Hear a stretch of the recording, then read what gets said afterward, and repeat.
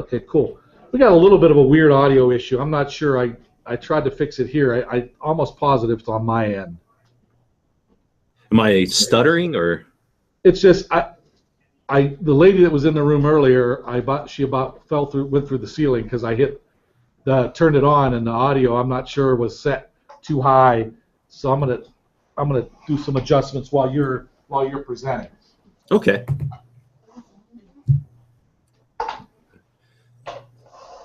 I'd kind of rather not present and just listen to what you guys are doing.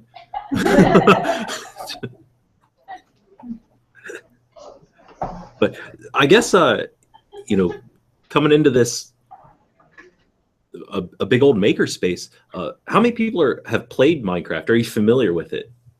Familiar. Not at all. Familiar, but not played. Okay.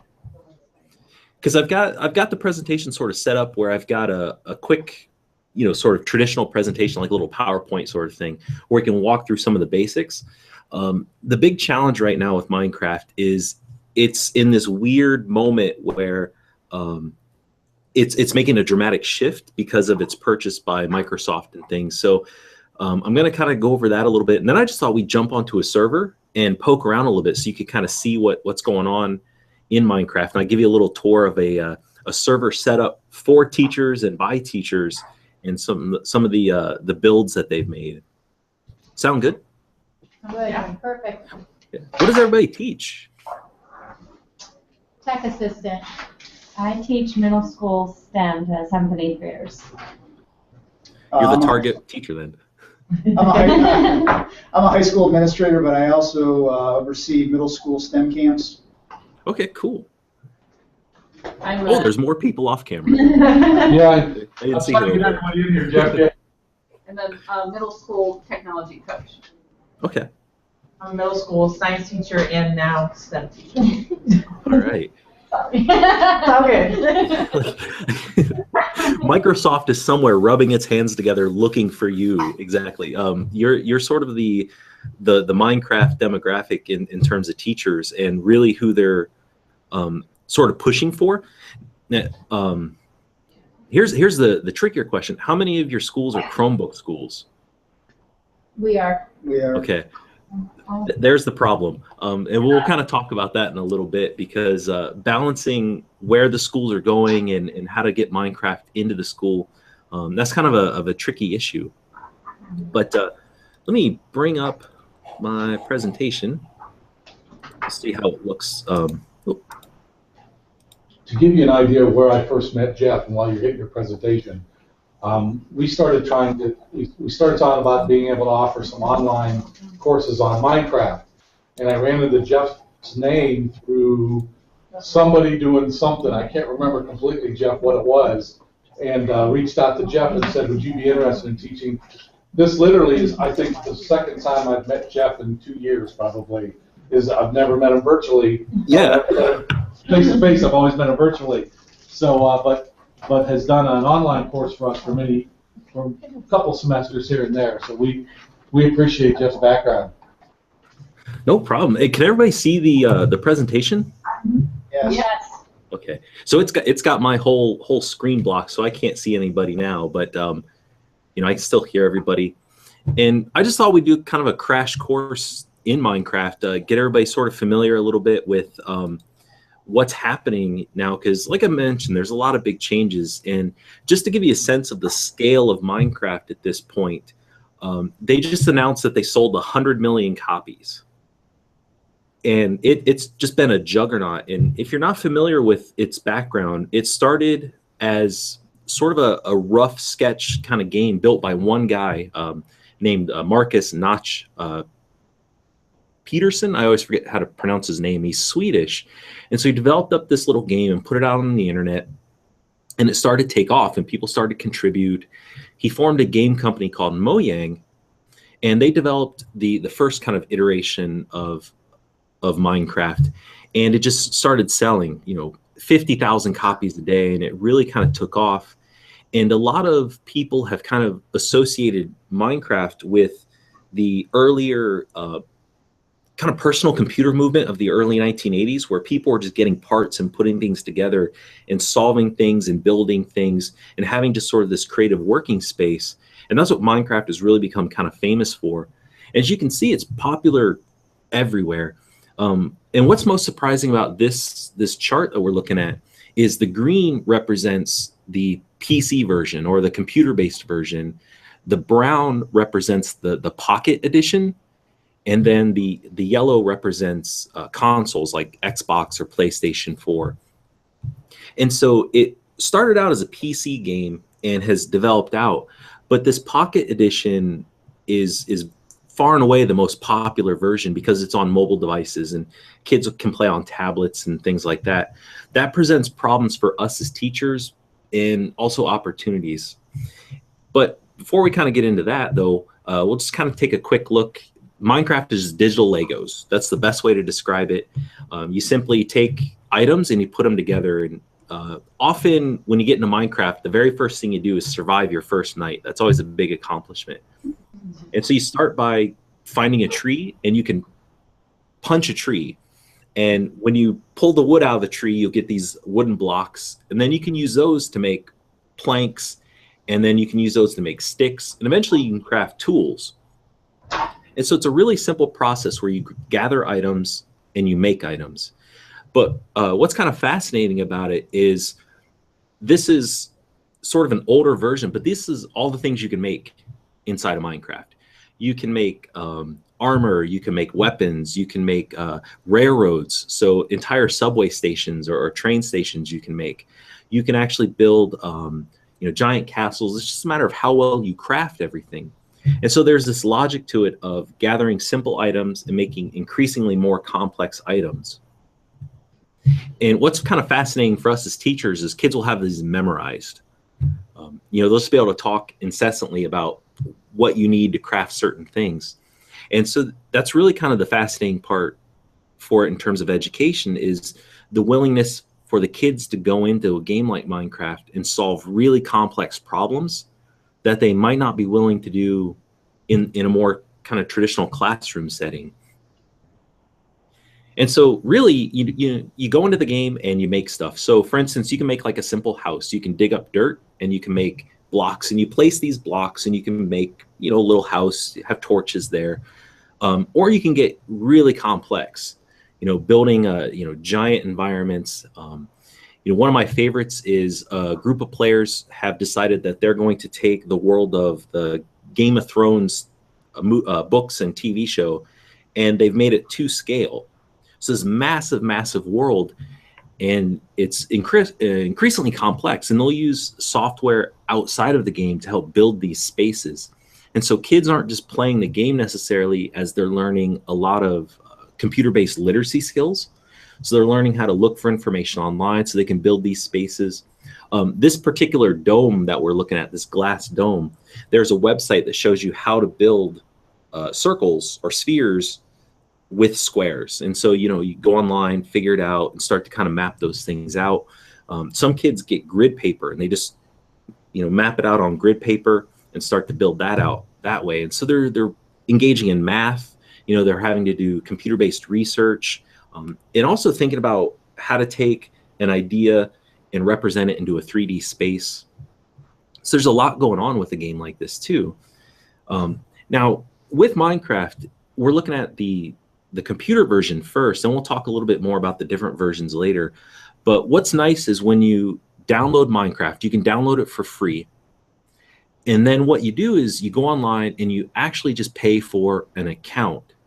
And once you have that account, you can play on any computer. So for example, I have my work computer has Minecraft on it, my home computer and my travel laptop all have it on. And I can use the same login to play anywhere that has Minecraft installed. So that's kind of the nice part, is if kids have Minecraft at home, they could play. They could also come into the school, use their account, and play as well. And so that makes it really kind of flexible, and you don't have to have it on just one computer. You can have it on as many computers as you like. As long as the account is valid, you're able to play the game. Now, the big problem with Minecraft at this point is the versions. And so we'll kind of do a little bit of a history here. When the game first got developed, there was the Java-based version. That's the one that you can download on PCs and Macs. you think your desktop computers or your laptops, they run the old Java version. This is the one that was built by Mojang, and this is what a lot of people refer to as vanilla Minecraft. You might hear the kids talk about, are we playing vanilla Minecraft? That means the plain version. But you can also add modifications to that. And so mods are, they can be very simple things that let you, change the environment just so, or add new elements to the game. So for instance, there's a really great map for teachers called World of Humanities. And that one uses a mod that allows non-playable characters inside the game to have conversations. And so in the World of Humanities, there's ancient Rome, and there's ancient China and ancient Egypt, and the kids can go around and study geography and social studies. And they can go to Rome, and there's a non-playable character of Julius Caesar, and he says, "Oh, I think some of my friends are out to get me. Can you figure out which ones?" And the kids have to go off and go over and talk to Brutus and see what he's thinking and planning, and so they can interact with the characters, and that's all modified versions of the game. It's one of the reasons that Minecraft has become really popular is the mods have allowed it to change into almost completely new games.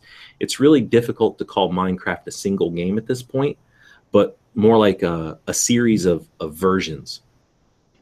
So that one costs $26.95 per license, and that's the traditional version, and that's the one that got the most use in schools. Now, you may have heard of Minecraft EDU, and that was set up by a teacher named Joel Levin, and he made a special modified version that used these modifications that helped teachers do more in the classroom. So they could assign homework, they could put little lesson plans inside of the game, and it gave them a little more fine-tuned control. But unfortunately, Minecraft EDU is no longer being serviced because it was just purchased by Microsoft. Because about two years ago now, Microsoft came in and purchased Minecraft from Mojang for $2.5 billion. It was the largest software purchase at the time.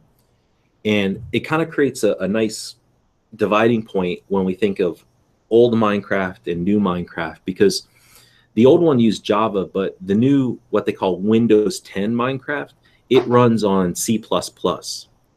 Now, the benefit of that is that it allows the Pocket Edition or the tablets to be played with desktop computer versions. So it's a little more integrated between the desktop and the tablet versions. Unfortunately, it means that a lot of the modifications that were built in the past are completely gone because they don't have a cross compatibility between Java and Windows 10 C++ version. So as a teacher, kind of the first thing to think about if you're going to bring Minecraft into the classroom is, where do you start? If you have older computers that are not running Windows 10 yet, you might want to think about the Java-based version, which is still available, because it allows the students to really kind of tinker and do things with the modifications. Eventually, Windows 10 will do the same, but it's going to take a little while because it's a new platform and all the mods have to be rewritten. So kind of thinking about that. Also, with your students, are they going to spend most of their time on tablets? If so, the Windows 10 version would probably be the one that you want to use. Now, from the Windows 10 version came the Minecraft Education Edition.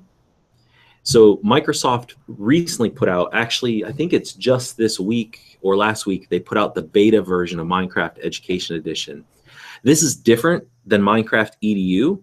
It's sort of the kind of the descendant. So they took what they bought from Minecraft EDU and they've created this Education Edition.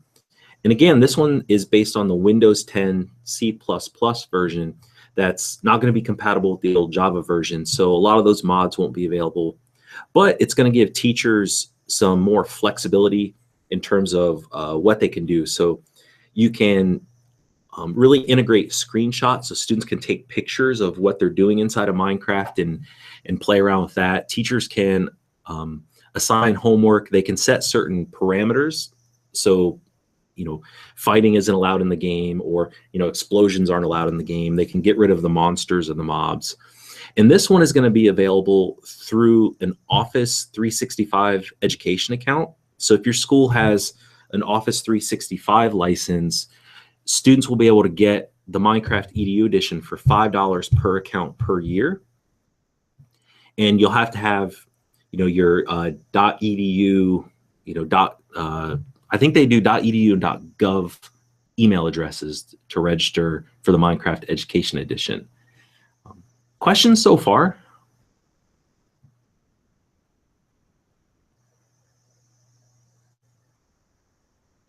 Sorry, Jeff, I muted so we wouldn't give you feedback. Oh, sorry. That's okay. I'm wearing a headset. Any questions for Jeff? When you say $5 per account per year, that's per student account or per teacher account? That'll be per student account.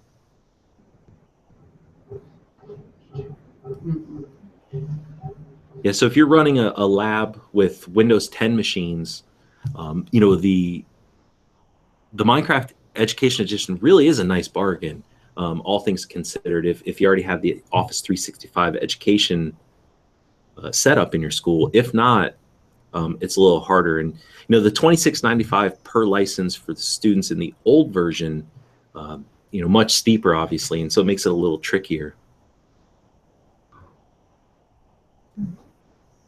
So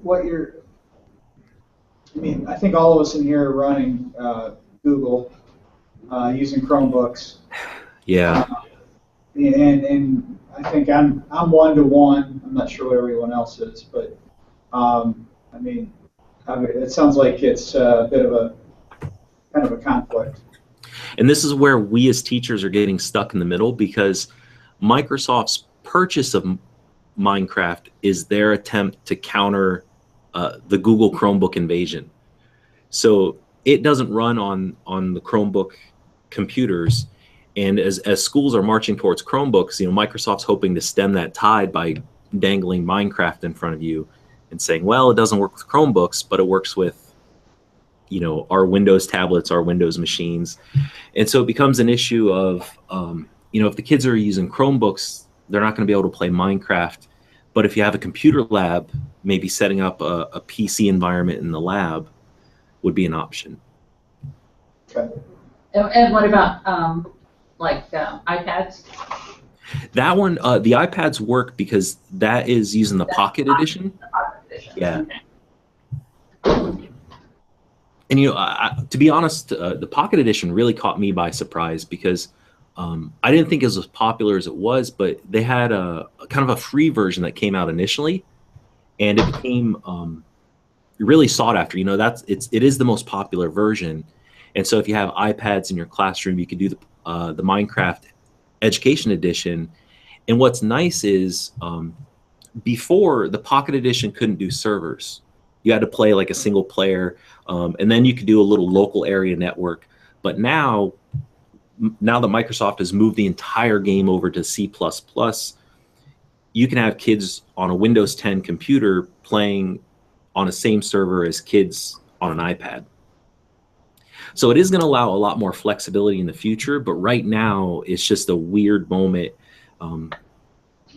So if you're not in a hurry to start with Minecraft, it may be good to wait until at least September, October, when the Minecraft Education Edition comes out of beta and starts to be more standardized.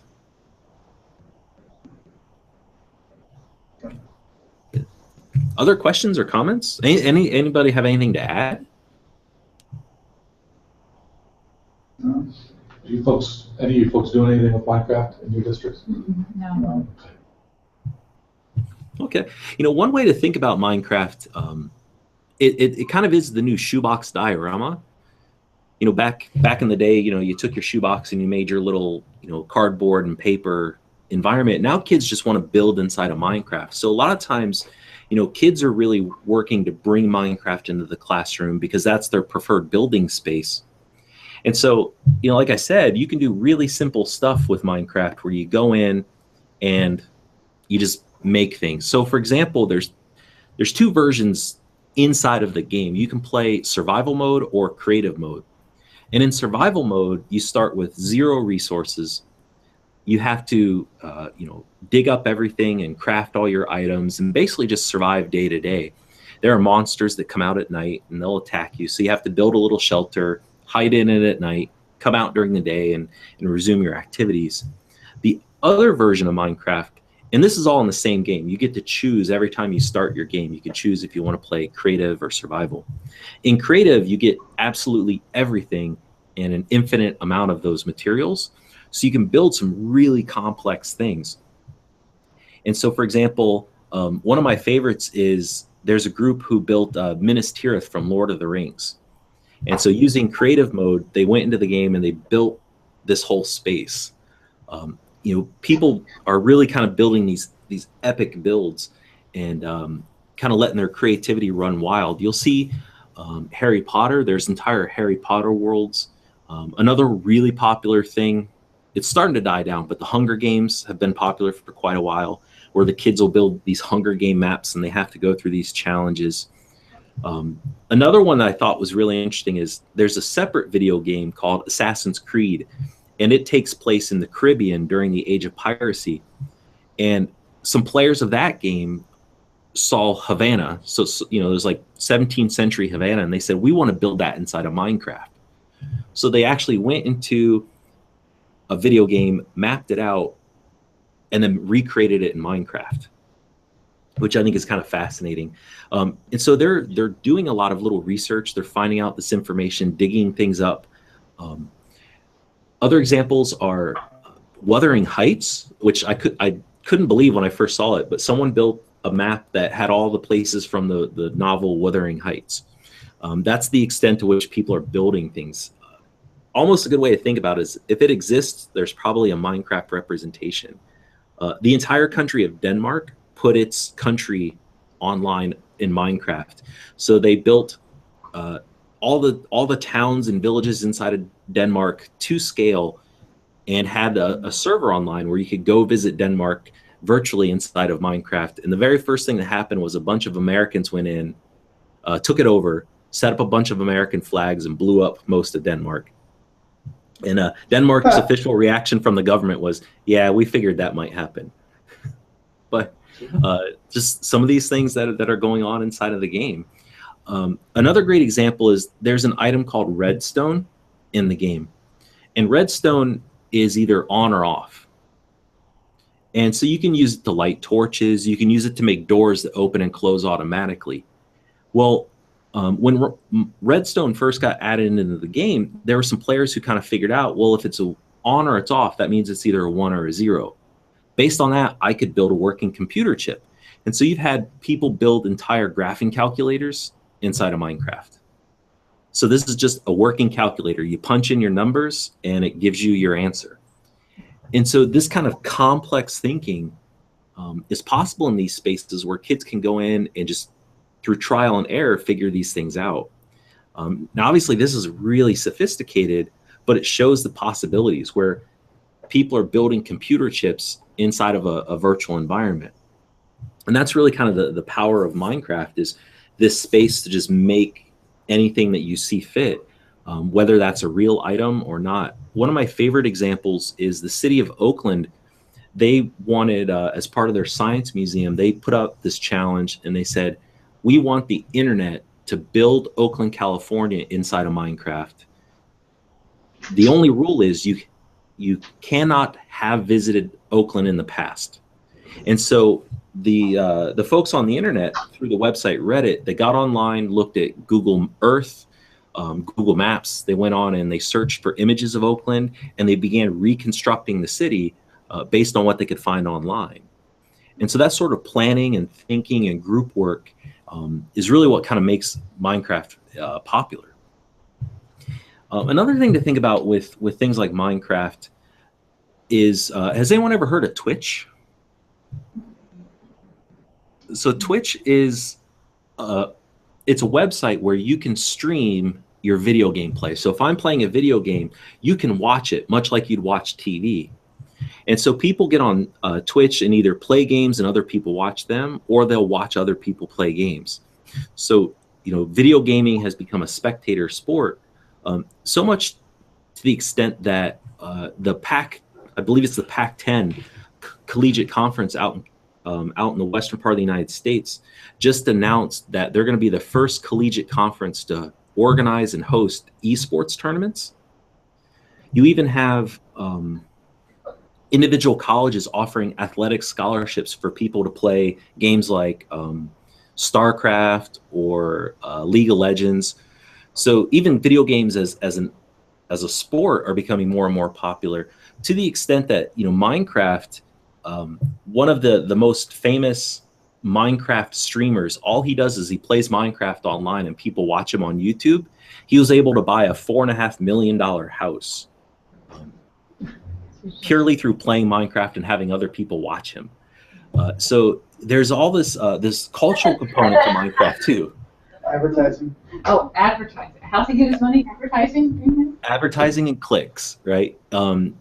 If you're familiar with the guy PewDiePie, so he is a Swedish YouTube celebrity, and he has over, I believe it's 7 billion views of all his videos, and you know he's making over $10 million a year off of his videos, and mostly it's about talking about video games. So the other part of Minecraft that we have to kind of recognize as teachers is there's this entire culture behind it, where kids are having this literacy in this game, and they're able to talk about it. They're able to talk about it with one another. They're able to go online and talk about it with other people. They're able to play with people all over the world, and engage in these new communities of practice. And so there's a lot happening there too. And so instead of just thinking about the game as a software in and of itself, we also have to think about it as a community, because it certainly is. And I do recommend, there's a great book by Dr. Sean Dickers called Teachercraft, and it's available for free at press.etc.cmu.edu. And if you just Google Teachercraft, it'll pop up. And this is a one you can download for free, the electronic version for free. And he looks at case studies about how teachers used Minecraft or how they became familiar with Minecraft. And you know, there's sort of 3 broad categories of teachers in their use of Minecraft. There are some who are very constructivist, where they just let the kids loose in Minecraft and see what they can build and they can create. There are others who are very much designers, where the teacher will design a very specific activity and have the kids engage in those activities inside of Minecraft. And there are others who are very much like behaviorists sort of approach, and they'll create a very structured environment inside of Minecraft and have the kids do very specific things, almost like visiting a museum. You know, the kids will go into Minecraft and they'll tour, you know, Jamestown, you know, a Minecraft version of Jamestown, and there's not a lot of interaction. So it really kind of depends on what you want to do as a teacher in terms of how open you make the game, how controlled. And if you talk to a lot of teachers, they do have mixed opinions about Minecraft Education Edition and Minecraft EDU. Some teachers feel it's too controlling for the students, and that it defeats the purpose of Minecraft if we exert too much control. And there are other teachers who say, well, you know, I need it to teach certain objectives, and I need it as a tool like I would any other tool, so I need to have that control on it. So it's a matter of kind of figuring out what version of Minecraft fits your teaching philosophy and your approach is the way to kind of think about it. I'm gonna jump out of this real quick and come back to everybody. Oh, wrong button there. There we are. Can you see me? Okay. So that's kind of a whirlwind interview or a tour of Minecraft, and you know, I hit kind of these broad strokes to kind of think about it, not so much as the software, because we'll take a look at that. We'll go on a server here in a moment and take a tour, but sort of the philosophies and the ideas around Minecraft at this particular point in time. But any comments, questions? So what are the, in your mind, obviously you're a teacher. Yeah. Nowadays I'm mostly university. So I actually used Minecraft in a first-year university writing course. So it even works with surly teenagers and college kids. Okay. So talk me through maybe a middle school curriculum and how you would apply Minecraft and how you think it's relative to their learning. And a lot of teachers got to teach the standards and those types of things. How do you break them away from the traditional mindset using Minecraft? If that makes any sense. That's a tough one. One thing I've really found that is challenging is teachers often want to know about Minecraft. They're just like, tell me about it, and you really have to go in and play it. The sooner you can get the teachers in and playing it, the better. And that's what I'll talk about when we look at the server I've got set up. But it's a matter of thinking about what do you want to do with Minecraft? A lot of teachers will say, well, what can it do? And the better question is what do you need it to do? One of my favorite examples is, a math teacher. He basically said, look, okay, I'm going to think about it in terms of I've got to teach the kids financial literacy. So each block is going to cost a certain amount of money, and the kids are going to be given a challenge. So the week 1 challenge is build a very simple house, 9 squares by 9 squares. And they had to figure out on paper how much their building was going to cost before they built it. He gave them a certain budget. They had to come within that budget, and then he would cut the budget, and they would have to refigure out their building and how to do it as cheaply as possible. Another example I saw was a math teacher. Again, math teachers have been really cool with Minecraft. They had the students build their school. So he said, look, we're going to go out into the hallways. We're actually going to measure the length of the hallway and then translate those measurements into Minecraft blocks, and we're going to build the school to scale. And so their kids are dealing with measurements, learning how to do, change from one measurement to another. In Minecraft, the blocks are about 1 meter. That's 1 meter by 1 meter is the typical measurement. So the kids had to go from feet to meters and then build their school to scale there. So those are 2 really nice examples where it has a very clear-cut goal. I'm going to teach the kids finances or measurements. And that's each individual student doing that on their own, correct? He had them work in teams. So he had teams of 3. The kids would go out and they would do their measurements in the hallway in teams of 3. And some kids did inside, some kids did outside. They also they would look at their school in Google Earth or Google Maps, and they would look at, the entire school and then, take a picture of that and try to sketch it out. Okay, good, thank you. Yeah. Other things I've seen are doing like little history scenarios. I brought up the Jamestown one earlier. I know a teacher, she did a project where she had the kids become the settlers. So they landed on this little, she had a map, kind of a East Coast of America style map, and the kids had to land off their ship and start building a settlement and basically recreate the experience of Jamestown. Other ones I've seen are teachers will like bury treasure inside of Minecraft, and the kids have to follow a map. And so they have to be able to read a map and translate that into spatial, spatial awareness. I've seen other really much more complicated ideas too. It kind of depends on what you really think the kids are able to do. If you want them building machines, at the university level, engineering has really kind of taken up Minecraft. And so using redstone to build machines has been popular. Other questions, comments?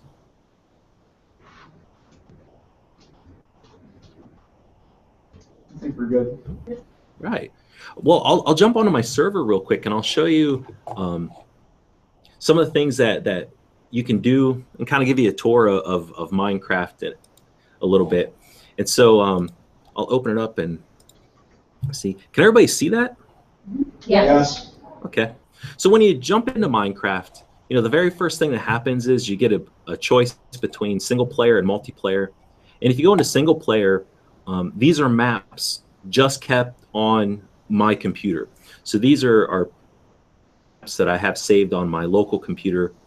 But then I can also go into multiplayer. And in multiplayer, these are all the servers that I've connected to. and these will stay live. Now, what's nice about these servers is if you're the administrator of a server, you can whitelist certain names. So only if your name has been approved on our little whitelist can you actually access the server, which really helps if you want to keep only your students inside of the game. And so I'll log into this server. And so this is a server I set up with a couple of colleagues, and we were doing a 5-week course on Minecraft for teachers.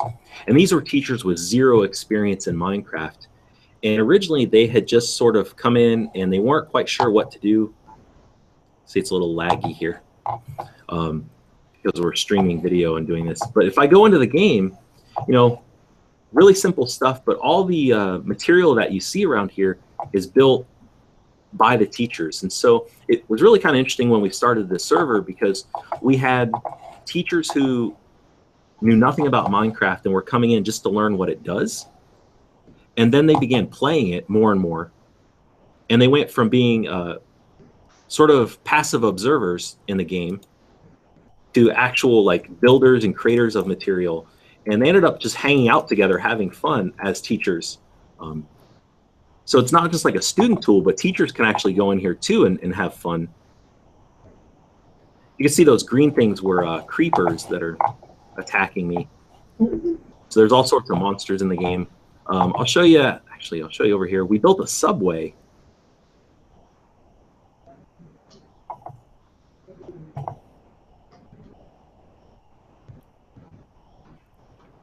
And again, teachers who, we have teachers from Brazil, teachers from Croatia, Dubai, who have all joined our server and started playing together. So you can see if I come in here, there's a little railroad system. So this allows us transportation across our map. These little red pieces are the electrical components. So it's a fully functioning automatic subway system that'll run through our little world using redstone. Let's see if I can find some animals.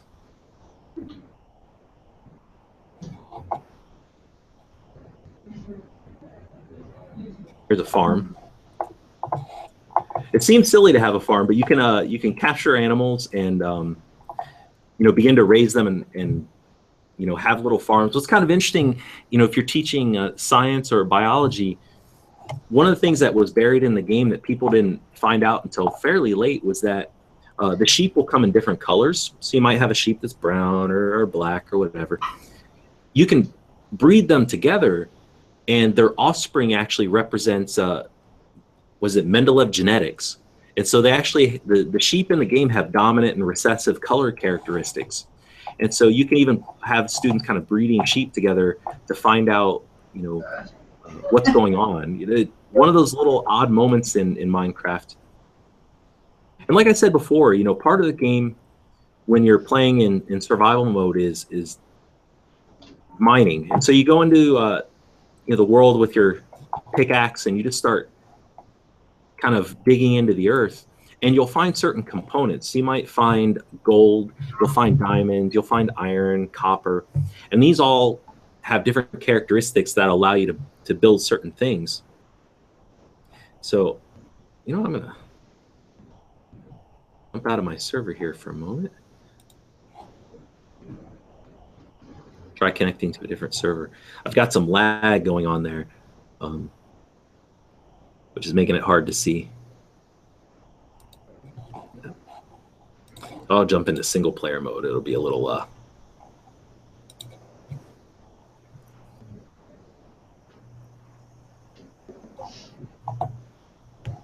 there we go.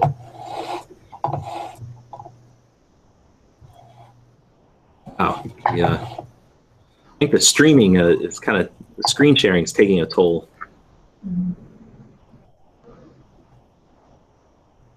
I will go back in.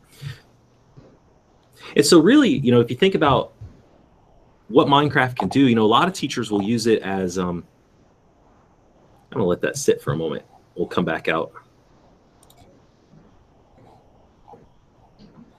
We'll see how well it goes. Can everybody see me? So one of the things like with Minecraft is, you know, thinking about the softer skills with education, especially, you know, with middle school students, you know, digital citizenship, how to get them to work together. You know, a lot of times teachers use it as a learning opportunity where, you know, you have a house, I come into your house and I take your items. Well, how should we handle that? You know, if I accidentally blow you up or something like that, how do the students negotiate those sorts of things? You know, a lot of times students have a server and then they'll put together like a charter, you know, where here are the behaviors you have to meet in order to be on the server. There's also the kind of the other component too, where there's a really great example of a Minecraft server called Massively Minecraft, and it was in Tasmania, Australia, and Danelle Batty and a few other people put it together. And their students, you know, they started it in middle school, and as their first generation of students got better inside of Minecraft, they took over some of the administrative roles on the server. So the kids were not just learning inside of Minecraft, but they were learning how to manage a server, make changes to a server. And so if you're thinking about teaching computer skills, everything inside of the game can be manipulated. And so if I go back into Minecraft here, you know, I can actually hit T, which is like the text function. So I can say like hi and talk to people, but I can also do commands. You know, so I can go in here and write specific commands, and that'll change the game. And so kids can start learning how to manipulate the game and, you know, modify it so they get what they want. Oh.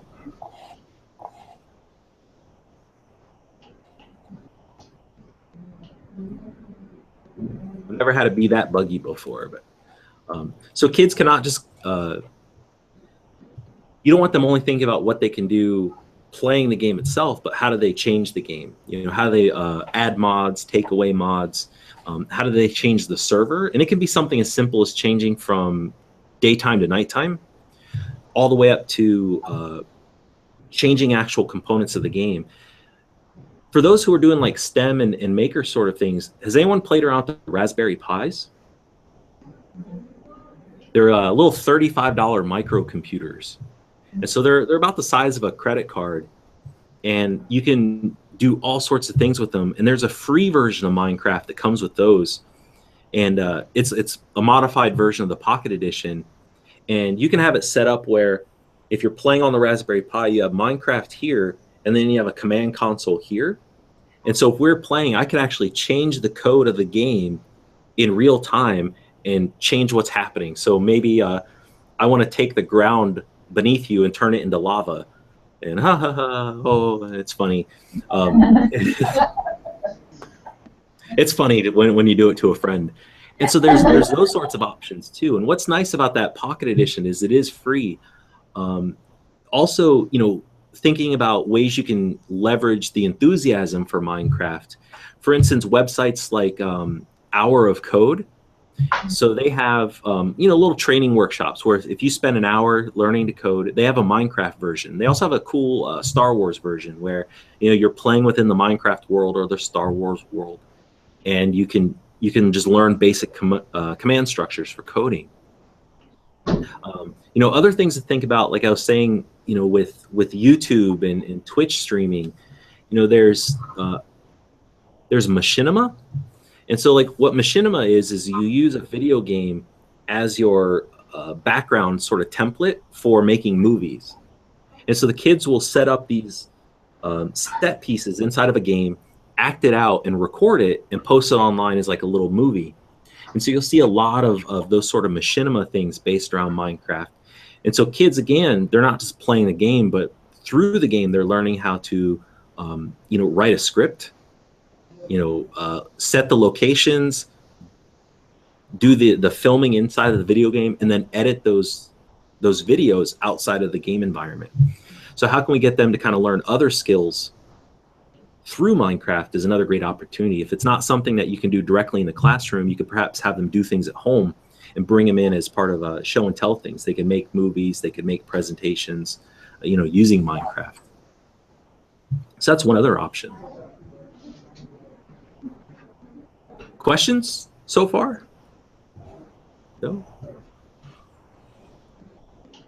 I like talking about Minecraft, but it's also really hard to talk about Minecraft because I feel like I want to give you specifics, but you can't. You really just can't do it. Like, we could do for every person in the room, we could have a very customized presentation depending on what it is that you want to do. You want your kids to code, it can do it. Want your kids to just learn something, you could do it.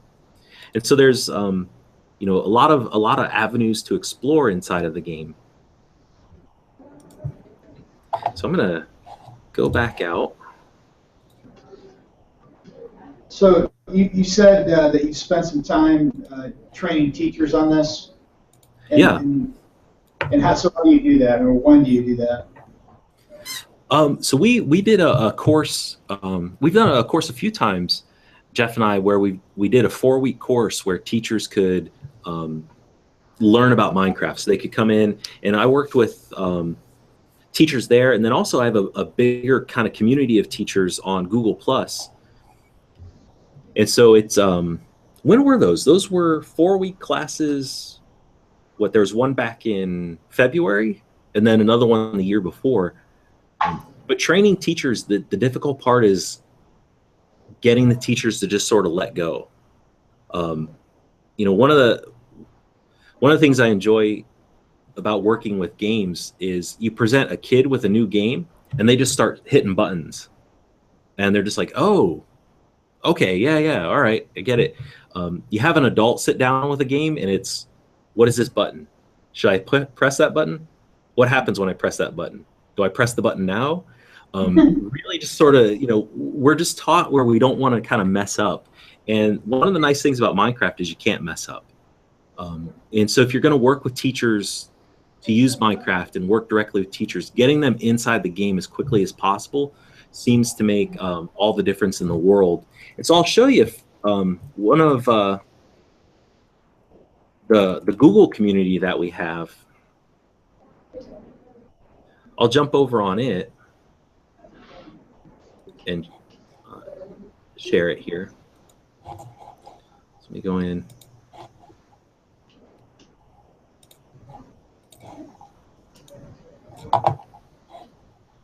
And so we have our what we call our EVO Minecraft MOOC. And what we found really working with teachers was giving them kind of 2 separate spaces, one inside the game and one outside of the game.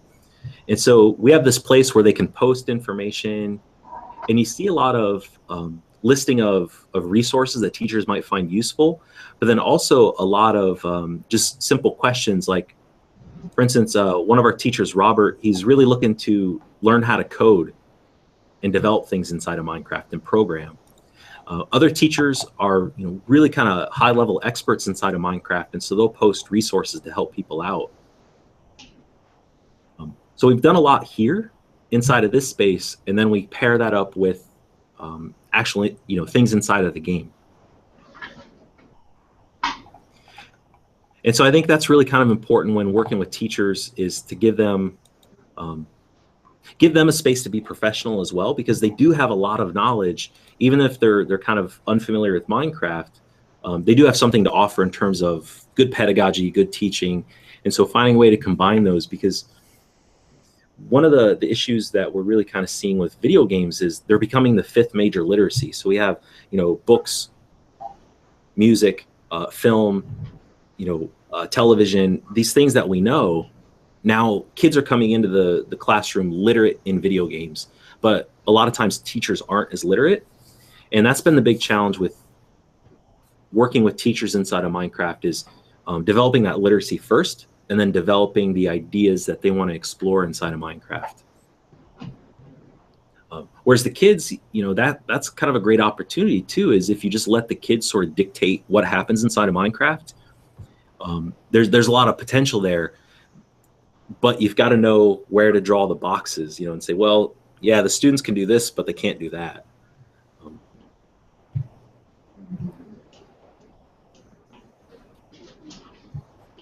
Any brainstorming ideas? So thinking about your own teaching context, is there anything you'd like to try? Or what brought you to the Minecraft session? Well, I came because I'm at an elementary level, and one of our principals is very interested in starting a Minecraft club, which didn't really take off. It had about 3 or 4 students who showed up last year very inconsistently, and then we had some problems with bandwidth and stuff like that, connecting their iPads and their devices. So, but he's looking into next year and wanting to develop it a little bit more. And we do have a computer lab, fortunately, in that school that we could maybe convert. And so I came because that's kind of, we're at the groundwork of it, and wanted to see the thoughts that were out there and what I could take back to him to share. You know, and one of the approaches, you know, thinking about the, you know, after school clubs, and a lot of teachers have started Minecraft in after school clubs because they couldn't get permission to use it in class. And then when the club took off, they would kind of, you know, the principals would really get kind of excited by something these kids are staying after school for. But thinking about, you know, why are they coming to the club, and think about, you know, maybe there's a project that you want to do right off the bat and say, here's what we're going to build. Who wants to come and help us build this thing? And kind of having more of a guided structure at the beginning until the kids really sort of take hold. Even working with teachers. I liked your idea about the teacher buy-in, because this is the principal that is really directing it. He's really for it. And I feel that if we could get it up and going, maybe, I'm sitting here thinking within the lab itself, he could even have a meeting or something with teachers who, you know, if not all of them, but some who are interested, just to play, like you just said, like go in there, play the game, and see what it's all about. And then maybe he'd be able to get some. You might want to have an after-school club for teachers. Right. You know, and let them play, because I think, you know, often teachers, we often get a bad rap for being tech resistant, but we've seen all the shiny objects come across our desk. You know, it's like, we're just skeptical. We want to know, does it work? Does it fit our course objectives? And are we not going to be wasting time? Because, you know, like we were saying earlier, there's standards to meet, there's objectives to meet. And so I think giving teachers an informal space to try it out and see what it can really do, and then brainstorm with one another is really, that's what's going to get you your buy-in. And so that, you know, one of the most successful things I've seen is I was working with some teachers in Indiana, and we had a Minecraft workshop for teachers, but we brought in kids. So we had it so one kid could pair up with like 3 or 4 teachers. The rule for the kids was the kids were not allowed to touch the mouse or keyboard. And so it was funny because they had a chance to teach and kind of they got frustrated because they just want to jump in and do it. Yeah. There's like, move. And the teacher's like, well, what do I do? And how's this? And how's this? And, you know, we had to tell the kids, slow down, slow down, slow down. But then the teachers really got to kind of help the kids develop those sort of skills to communicate it. And then they got to see why the kids were so excited. And I thought that was really kind of a fantastic approach, where if you could get your teachers in and then get sort of, you know, 4 or 5 Minecraft kids and let them run the workshop. And then afterwards, our Q&A session, we just let the kids answer the questions. You know, the teachers are like, why do you do this instead of play Madden football? You know, why this game? And one kid was like, I wanted to build a giant sheep. And the teacher's like, why? And the kid's like, because I could. But the thing is that was a puzzle the kid kind of self-imposed, and he wanted to do that thing. Another group of kids, they were tasked with doing a report about ancient Greece and the Acropolis. And they asked their teacher, they said, can we build the Acropolis? And, you know, one of her comments was the amount of work they put in building the Acropolis in Minecraft far exceeded what she normally sees, because these kids went off and they did some readings. They found out which of the gods were represented in the Acropolis and who was what. And they went in and looked for pictures and images on the internet to build it faithfully. And, you know, kind of getting the kids that opportunity to do something they want to do with a little more flexibility and freedom. The hard part is how do you evaluate it? You know, developing up rubrics and ways to say, yes, this meets a certain objective, whether that's portfolio-based, you know, learning or project-based learning, or there's some sort of standardized way to grade these things. That's the hard part for us. But if the teachers can get together and have a Minecraft club, maybe they can start to kind of think that that through. You know, the group of teachers I'm working with online, we're really fortunate because we're language teachers. It's almost exclusively English as a second language teachers, and just getting the kids into these spaces gets them communicating, so they're using their language, so it becomes really easy to justify. You know, and then actually in the server, anything in the chat log gets kept, so we even have huge amounts of data of students just chatting and using English. So, you know, depending on the class you're teaching, it's easier to justify. Other comments or questions? Yeah.